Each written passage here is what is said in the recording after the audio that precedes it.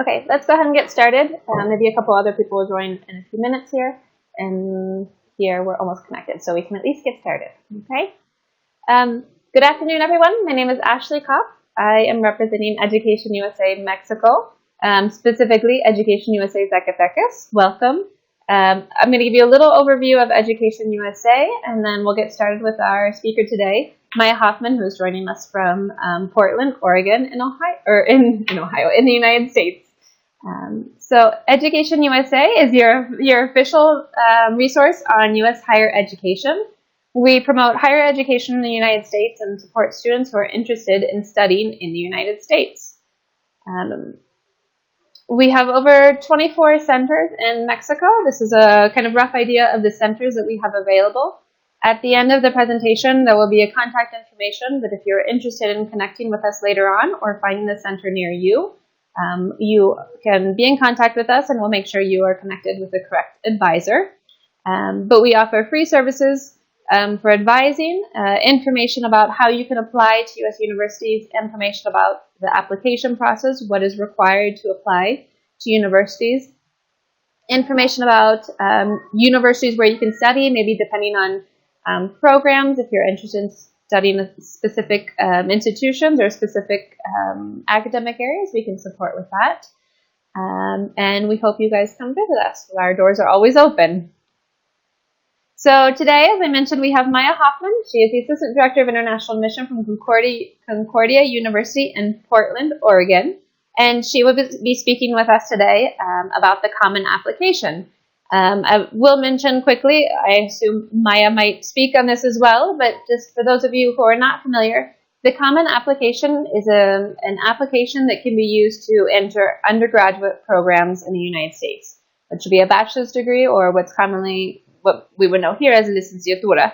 So if you are considering applying to a university in the United States for undergraduate degree or bachelor's degree, this is a great resource that will facilitate and help the application process. So Maya, I'm going to turn it over to you, and I'm going to turn my camera and my microphone off so that hopefully there's no feedback or anything along those lines, okay? Okay, thank you so much. And actually, it looks like I'm missing my little buttons to change the slide at the bottom, so I don't know if that's... Perfect, thank you. Mm-hmm. Perfect. All right, well, thank you guys so much for taking the time to watch this presentation.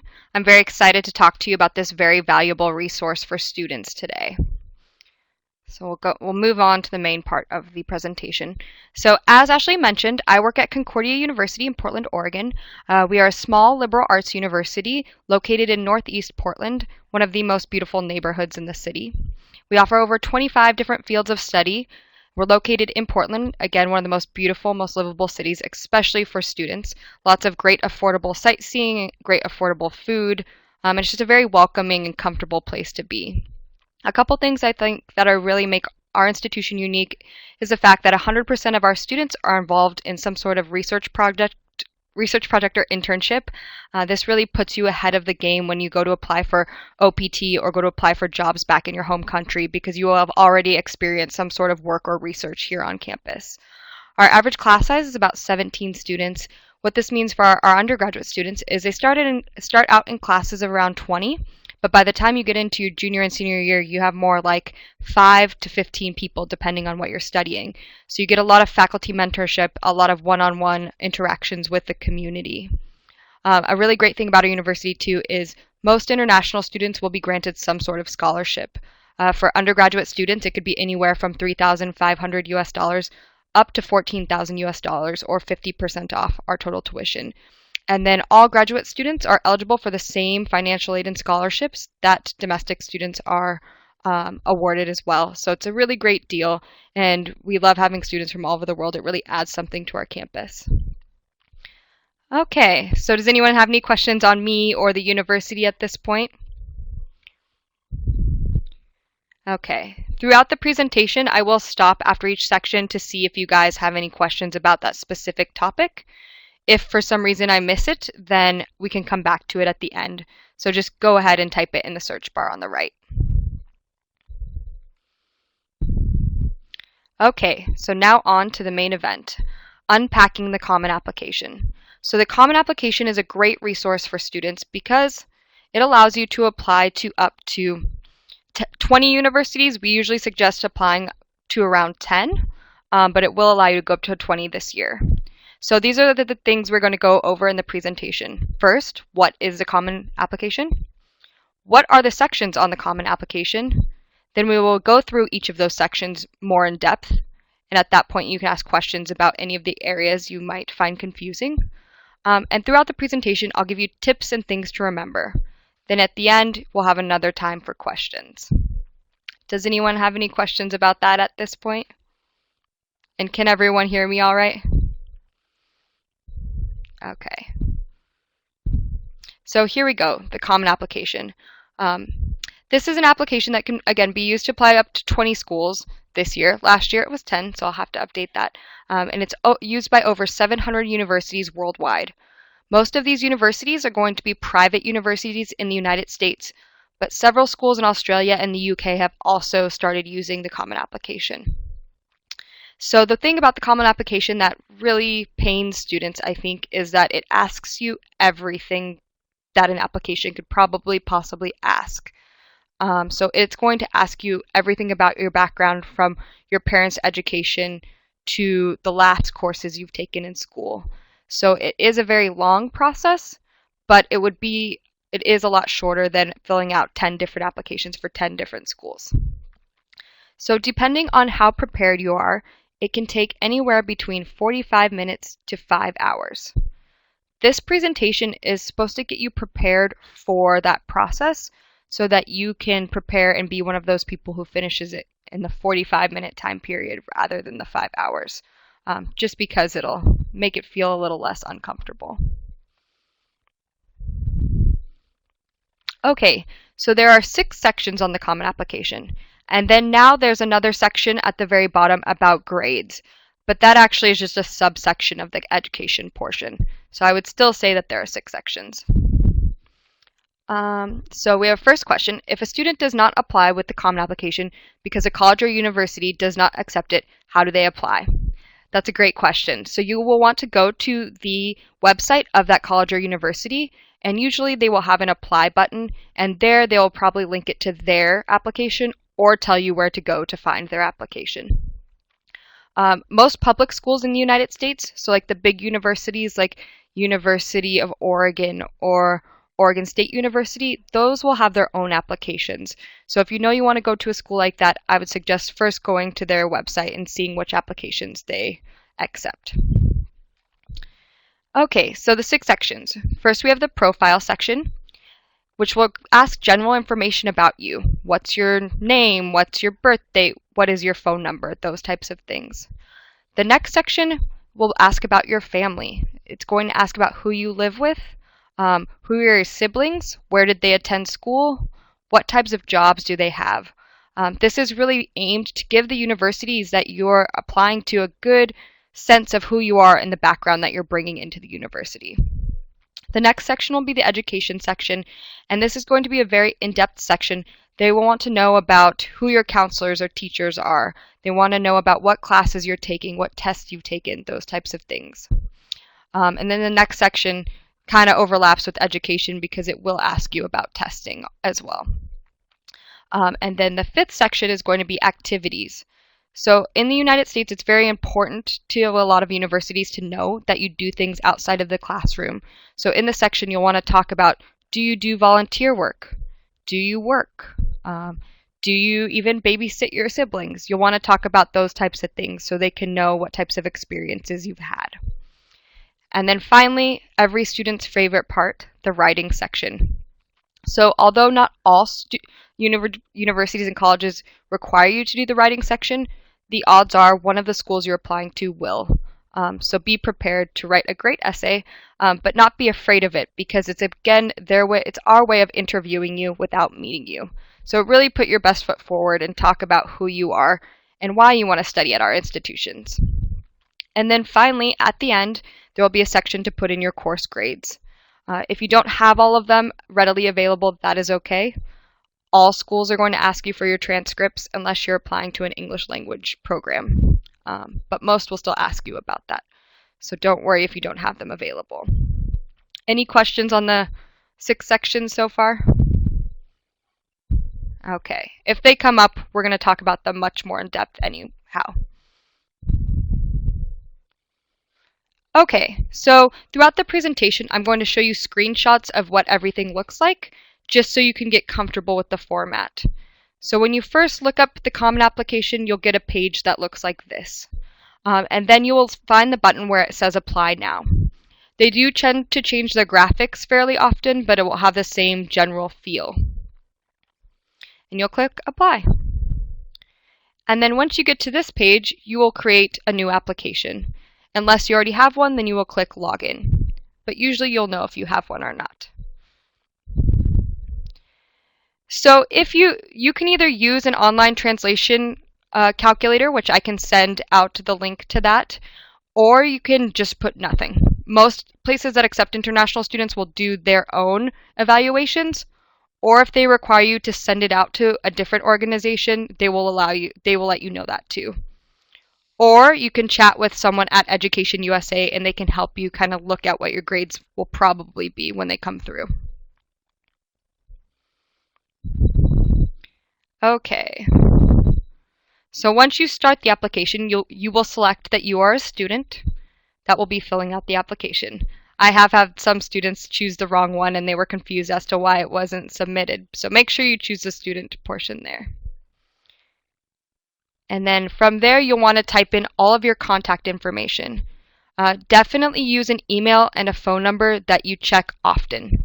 I call my students the minute they submit their applications. And if I don't have the right phone number or email address, it will be much more difficult for us to talk about the next steps. Also, you should write down your password somewhere. A lot of times, keep it somewhere safe, but if you keep having to go in and reset your password every time, it's going to take you a long time to complete the process. So either write it down or choose something that you know you'll remember. And some students even like setting up a separate email all for their college information. So when you start applying to schools, all of the colleges will be emailing you to one email. Some people find that easier than having it in their personal email. But if you do that, make sure to check that as often as possible, just so you can get all the communications that you need.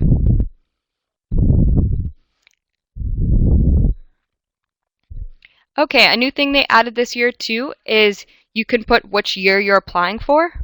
So you can even select next spring or next fall, but make sure you put it on the correct one so that the schools know when to reach out to you. If you accidentally select one further down the line, you may not hear from the schools for a very long time. So make sure to choose fall 2018 or spring 2018, whatever it may be.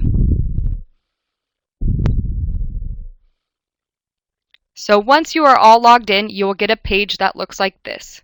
This is going to be your application homepage. It tells you all the different things that you can do in here. Search colleges, the application, financial aid resources. Unfortunately for international students, the financial aid resource page is not going to be very useful, but it is still there. So the first thing you'll want to do is look up the colleges you are interested in. I highly suggest doing research before just searching them in here. Because there are over 5,000 different universities in the United States and over 600 using this application. So you just want to have the good background so you have the actual schools that you want to communicate with and the ones you really want to apply for. Another important thing to note is a lot of schools in the United States have similar names. So there are actually 10 different Concordias in the United States. If you want to come to Portland, make sure you have the Portland one selected. We have a lot of students who want to apply to different Concordias and we end up getting their applications, and it takes much longer to get that communication flow than if you would have selected the right school in the first place. Same thing with, we have a Pacific University, which is in California, and a Pacific University in Oregon. Make sure you check all the details and make sure it's the correct school. Any questions on the college search or signing up for your account? Okay, great. So once you add the schools, the Common Application does a really great thing for you where it adds all of the deadlines and requirements for each school onto one page. So you can see when you need to have all of your materials in, you can see if they need the essay, and it's all in one easy, accessible place. So I think that's one of the things that the Common App is really good at doing, especially for a lot of students who haven't had to maintain a lot of different applications or different deadlines all at once. This puts it in one easy, accessible area for you. So once you do that, then you can start filling out the application. So the first page of the application is, again, going to be that profile section, personal information, things that you should know right off the bat. So not a lot of preparation is really needed for that section. So now the address section can be a little bit difficult for international students because a lot of times your address is not going to pull up when they run the system that checks it. That's okay. We can still mail things to you a lot of times. So just when the things come up, say address not found, use as written.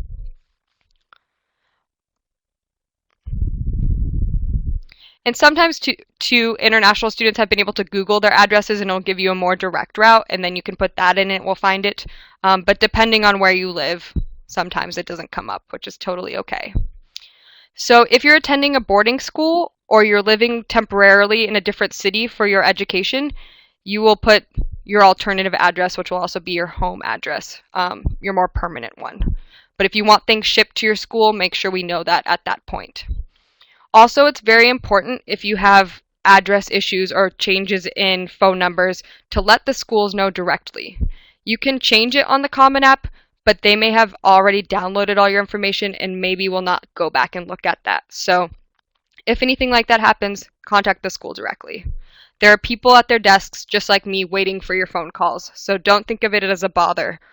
Always stay in contact with us. We really appreciate it. So again, just about the boarding schools. The next section is going to ask about personal demographics. What is your background? A lot of these questions are going to be very US-centric in the way that they're asking about your background. So just fill it out to the best of your ability. This is one of the only sections on the Common Application that's optional, so you don't have to complete it. But if you would like to, just do the best you can, and if there's anything else you want to tell the admissions professionals, you can write that at the end.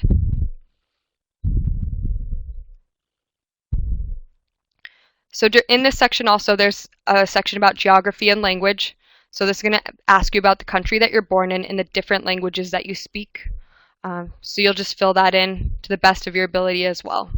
And depending on which languages you feel most comfortable using, if you studied Italian for a year, I wouldn't necessarily put that, but if you are fluent in several languages, go ahead and list all of those.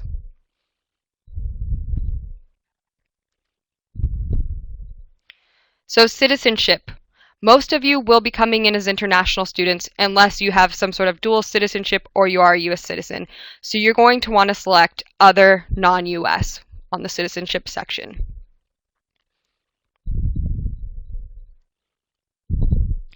And then most students who are coming for education or training will be on an F1 visa. But if you have any question on the visa type that you're applying to, definitely contact someone at Education USA.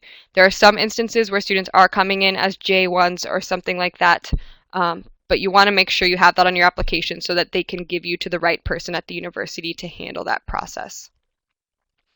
Any questions on visa or citizenship? All right.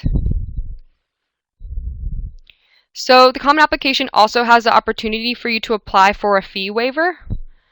My school doesn't have an application fee, but a lot of them do. That being said, most schools in the US haven't developed a way to look at the backgrounds of international students and decide if they qualify for a fee waiver. So unless you talk to the school and they told you to do something with this, most international students will select no on the fee waiver section.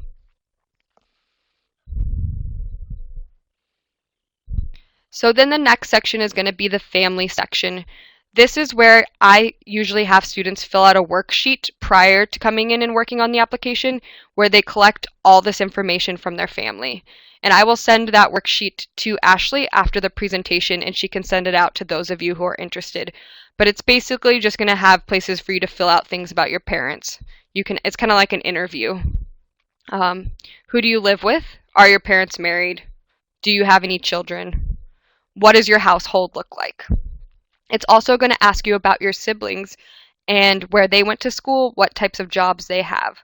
And again, these are things that I don't really even know about my parents. So when I was filling out the application, I had to go back and interview them about it. It can be a little bit tedious, but if you have that all at your fingertips before starting the application, it's going to make it a lot faster and a lot easier. So the education section also has a lot of different sections and a lot of different questions that it's going to ask, primarily about the contact information at your school, as well as your current courses and current grades. So again, before you start the application, go to your school's website or go to your school and get their contact information, get their address, the full name, all those types of things. And then also, if you can, get a printout of your current course schedule. Or if they do progress reports, get that as well so you can fill in your grades. If you don't have your grades, again, we are going to ask for your transcripts, so don't worry if they're not exact or you don't have them at all. And then it's also going to ask you if you've won any honors. So if you're in any honors programs or have been awarded anything for being an excellent student, be prepared to fill in information about that. It will also ask you about future plans. So if right now you think you want to be a doctor, but you're not sure, you might want to switch that to being a nurse, or you might want to become a business person. That's okay. Right now, we just want to know if we have the program that you're interested in now. So just fill this out to the best of your ability, and you can always change your mind. And then it will also ask you about community-based organizations. You're on an Education USA webinar right now, so you will definitely want to list that as one of the organizations that's helped you through the application process. So when you're searching your school, it looks like I'm missing an N there, sorry.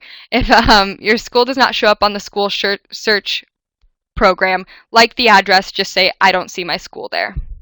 And that will be okay. A lot of international student schools aren't listed in our databases, but we still will definitely look at your transcripts and use those and see your school as one that we can recognize. Hopefully in the future, most schools will all be on some system, so we won't have to do that. All right. So again, like I mentioned before, we're going to ask you about your school's contact information, so just get that ready to go beforehand. All right. More school information. So this is going to ask you if you're graduating early, if you're taking a gap year, or if there's any other things on your transcripts that we should know about. Be as honest as possible. There's another section at the end of the application that will say anything else you would like us to know. And in that section, you can talk to us about any family or any personal things that happened that changed your progress in school. Does anyone have any questions about the education portion so far? All right. So it's also going to ask you about advisor, counselor, or teacher information. I know in a lot of countries, people don't necessarily have college counselors or people that help them filling out applications. This is still going to want you to put something in this section. So if there is a teacher or a counselor at the school or someone who has been helping you through this or counseling through the process, just list them here. Or if there's just a main school official that you work with, put their information here. And ask them beforehand if you can do it, because sometimes the universities will reach out to them about different things if they need more information on the school.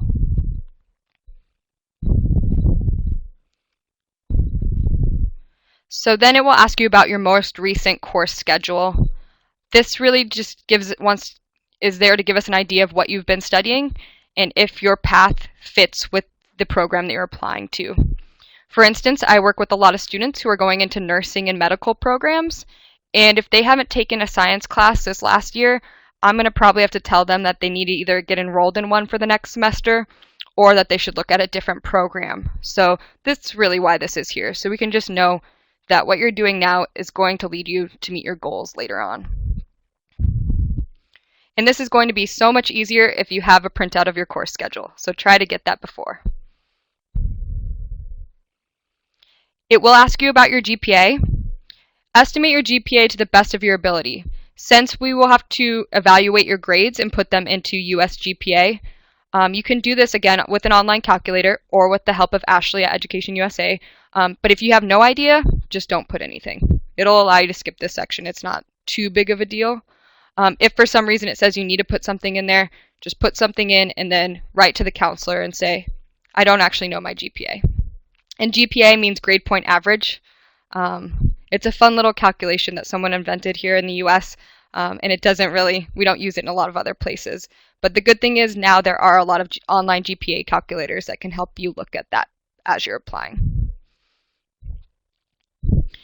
And all schools will ask for your transcripts, so we will be able to look at your grades. This won't be the only place we will see them.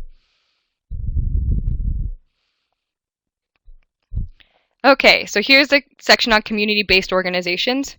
If you're using Education USA, it's great. It's now on a drop-down menu, so you can put Education USA, Mexico, and then you can put your advisor's name right in there. And since you've been working with them, you will probably already have their email and phone number and all of that stuff. If not, use the same worksheet that I'll send to you, and you can fill that all out so you have it at your, you have it when you need it. And also, if there are other community-based organizations that are helping you out, be sure to list all of those. We really want to give those people credit when we're looking at the different places where people are getting help with this process. And some places actually, let me go back to this one, some places actually award scholarships for people working with certain organizations. I know there are a few colleges and universities who give scholarships for people working with Education USA. So just be aware of that and know that's why we want to know that information. Any questions on that stuff so far?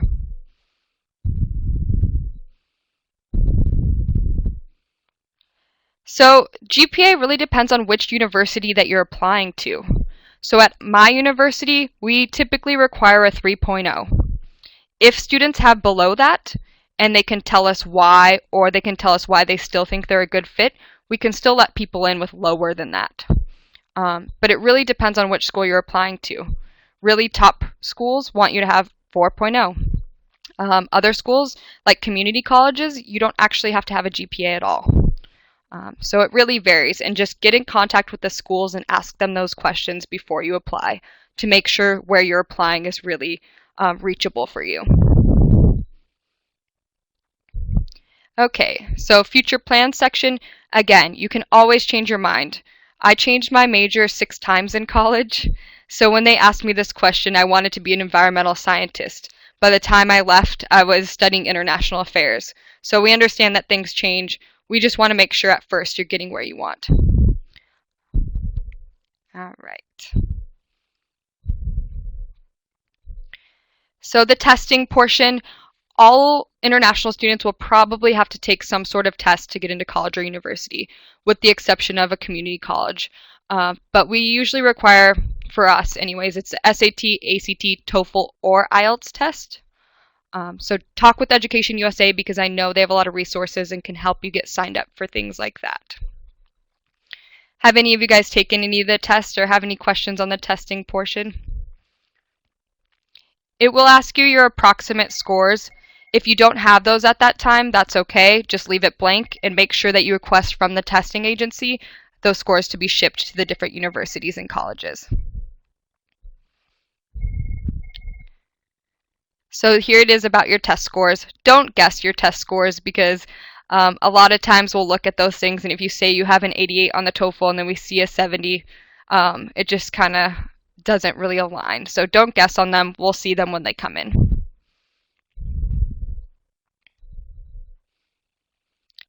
The next section is activities. You can put up to 10 different activities here. It's going to ask you what years in school you did them. Since we have a lot of different education systems, freshman, sophomore, junior, and senior year are what we call them.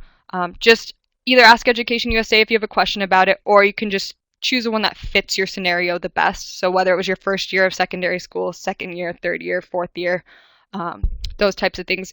We're not really going to go back and check on these. We just want to know if you want to continue this activity throughout your college experience, or we look at it to award scholarships to people who have done those activities. So it's going to be important, but don't worry too much about the specifics. It will also ask you how many hours you've participated in them for. And again, we're not going to call your school or anything and ask about that. We just want to know how big of a role it's played in your life and your upbringing. So you'll want to list everything here from music, volunteer work, jobs, math club, anything like that. We want to know. And it will also ask you if you played a leadership role.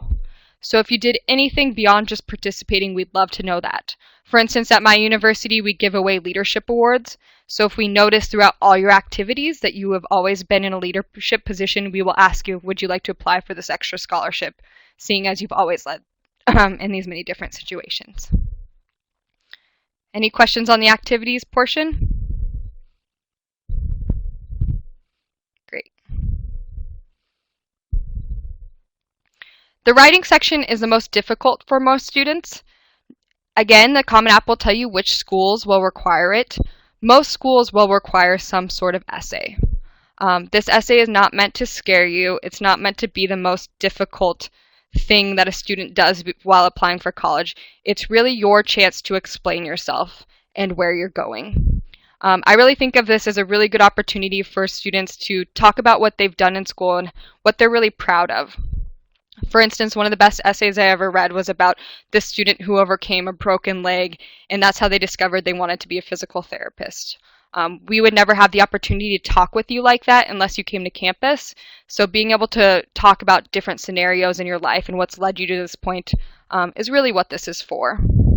So my biggest suggestion here is write your essay in a word processor, like Microsoft Word or Google Documents first, so that you can edit it there. You can send it to friends and family members to edit, and then copy and paste it into the Common App. When you do copy and paste it into the writing section there, it's going to take out all of the different subsections and all of the paragraph breaks. It can look really bad when you first put it in. I've had many students call me and say, that's not how it looked when I wrote it. We know that. It's just how the process works on the application. Once we get that, we just read them. I mean, all of them look like that, so don't worry about that part. So you'll write the essay, copy and paste it in there, and then you'll almost be ready to submit your application. Following this part, there's going to be another section that says anything else we should know. At that point, let me see if I have a slide for it. I think I do. Anything else we need to know. So at this part, one of my students broke her leg in her sophomore year of high school. She couldn't attend school for over 2 months. So she really took a really big dip in her grades that year. She was able to tell me about that in this section, so then I could adjust my screening process to account for her broken leg. So for the essay, there are going to be many different topics that will be listed on the Common Application. A lot of them will have something to do with overcoming difficulties, or tell us about really anything about you. Tell us about an interesting life experience you had. One time there was one about traveling. There'll usually be 4 to 6 different topics, so you can choose whatever one you feel most comfortable with. Some schools will also require a separate essay where they will ask you questions that they specifically want to know about. So for instance, in some business programs, it will ask you about different working situations and ask you to approach different questions with how would you do this, or why do you feel this program is best for you. But that will all be in the school-specific section. But yeah, talk with your friends and talk with your Education USA advisor about the topics, and use ones where you have personal examples. Don't choose one just because it sounds the best or you think that that's what people are looking for. Choose the one you feel best about.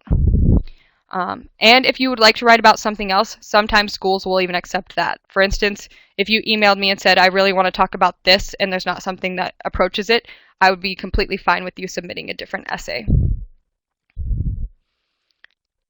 Does that answer your question? All right. So again, back to this again. Anything else we need to know? Did you leave school for any reason?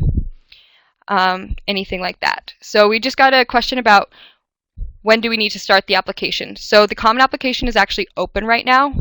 Usually for fall 2018, we wouldn't want students to submit it until around October. But that's the great thing about the Common Application now. You can select which term. So you can really start it at any point within reason.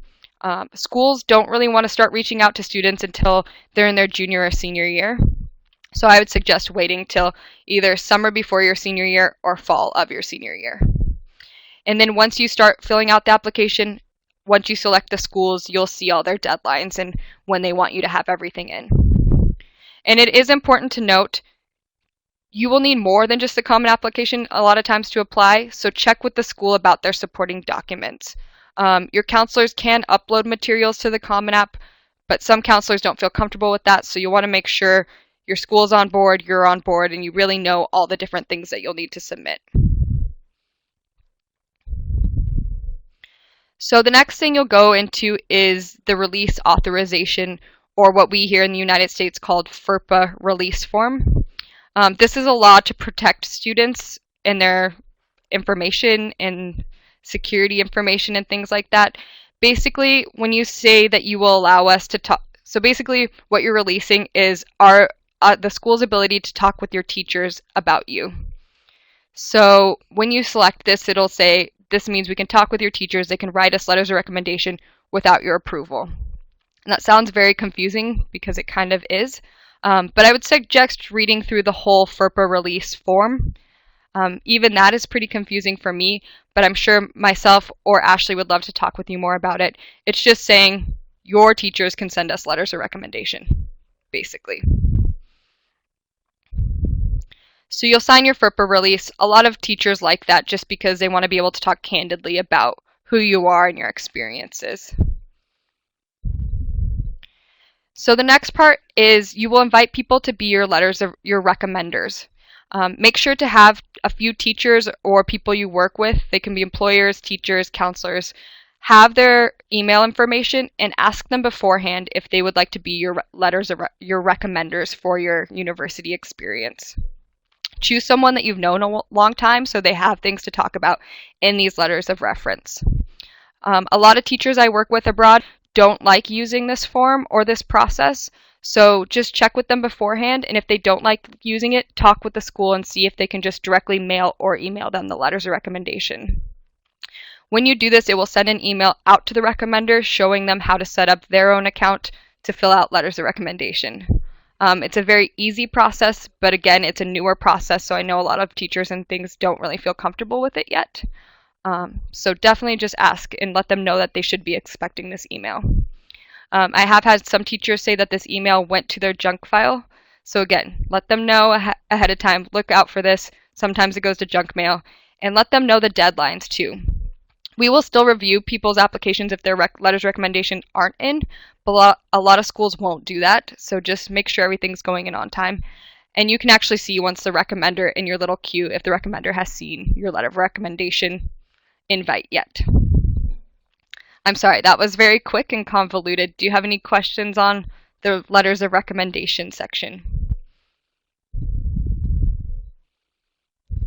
Okay, well, I'm happy to go over that with you again if you have any questions for me at the end, or I'm sure Ashley has sent some of these letters of recommendation before, so she could talk with you and your teachers more about that process.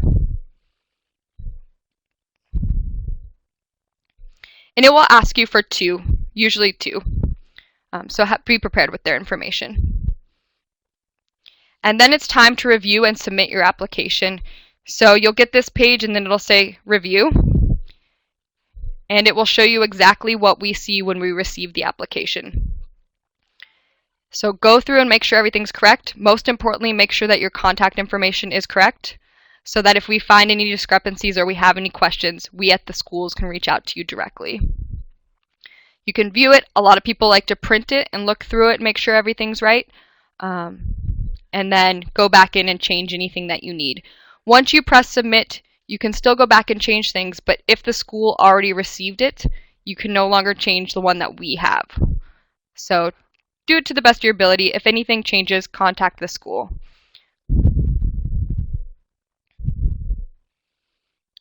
So that's basically all the things I was going to talk with you about today. But if you have any questions, I'm always here, Ashley's always here, and I think my biggest tip for international students applying to universities is contact the universities. We really want to hear from you, and we are here to help and support you. So definitely don't be afraid to call us or email us at any point. I know a lot of people will we'll even be willing to talk with you over Facebook or any form of social media as well. So reach out to us. We like hearing from you. And good luck. Great. Thank you, Maya. Can you hear me? Yep. Okay, good. Sorry, my camera's not working, but thank you all for participating. There's the information to contact us if you have any further questions.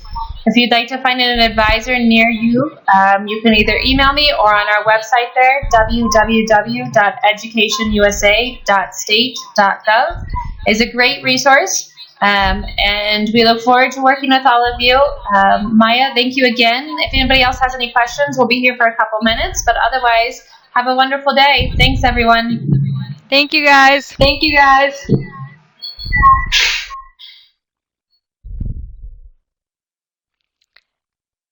So most of the time for colleges and university, you're going to need the academic TOEFL. The other one's primarily designed for people going into jobs and things like that. Yes, TOEFL IBT.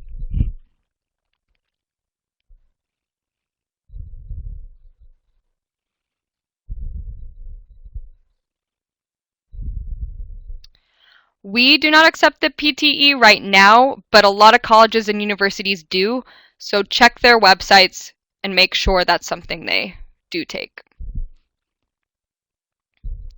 Yes, and some schools do accept the IELTS. We accept the IELTS. The two largest ones are going to be the TOEFL and IELTS.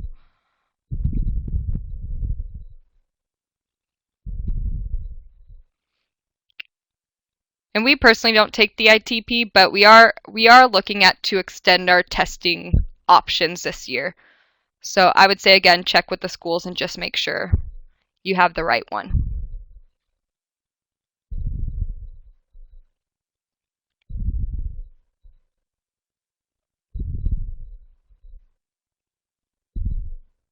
Thank you guys so much. This was a lot of fun.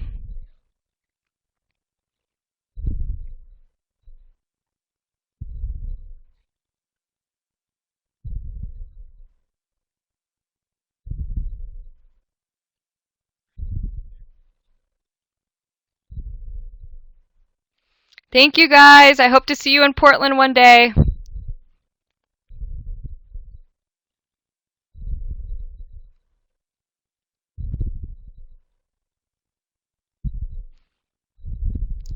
And yes, you are always also welcome, Ashley. We would love you back.